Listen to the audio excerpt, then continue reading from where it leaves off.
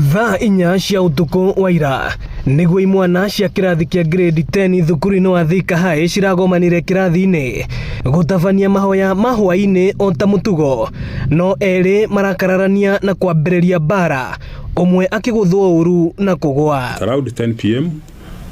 There were boys who were supposed to pray in that class so that when the prep ends they go to the dorms, and when they were planning to pray, two boys disagreed.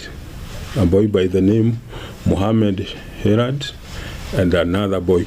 The differences caused a fight between the two of them, and within 5 minutes when they were fighting, Mohammed fell down in that class, and then the rest of the members of the class struggled to separate them, and one boy in that class rushed out to call the teacher on duty, who was just a few meters away. Munene wa borithi Thika John Kimanthi akiuga ni maikitie ngono mwikwirwo uthuthuria ugithie na mbere. Ilikuwa ni mambo ya kukasirikiana, kijana akachukua wakaanza kupigana sababu ya hasira, na mmoja yao akapoteza maisha, halafu akapelekwa Thika level 5 hospital mortuary.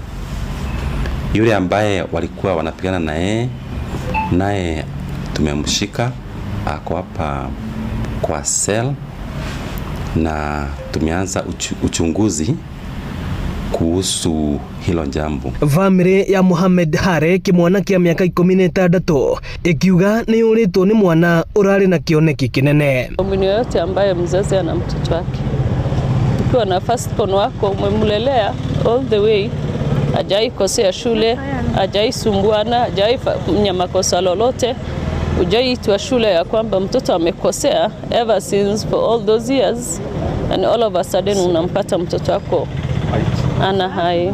Mtoto mwenyewe alikuwa kijana mtulivu, hana tatizo lolote kulingana na yani ni mtoto wa kawaida ambayo nidhamu yake amelelewa katika dini ya Kiislamu.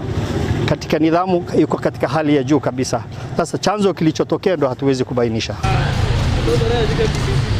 Borithi maugite uthuthuria wa ngero ino no urathie na mbere, riri mwikwirwo na uria no wa kirathi kia grade 10 athiete na mbere na kuhingirwo ceceni ino ya borithi.